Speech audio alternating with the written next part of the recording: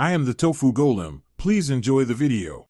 You start by confirming prerequisites: a WhatsApp Business API account, a verified phone number, and a public HTTPS server.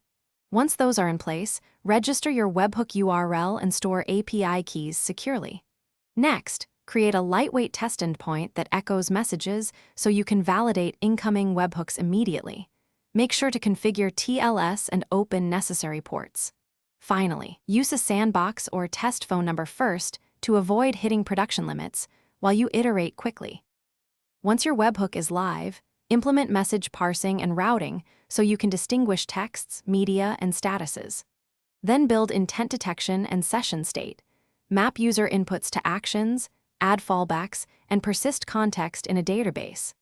Integrate an NLP service or lightweight rules for quick responses, and prepare templated message formats for quick replies and media. Make sure to implement rate limits and logging so you can monitor throughput and spot logic errors early. Deploy your bot with CI/CD, health checks, and centralized logs so you can roll back quickly.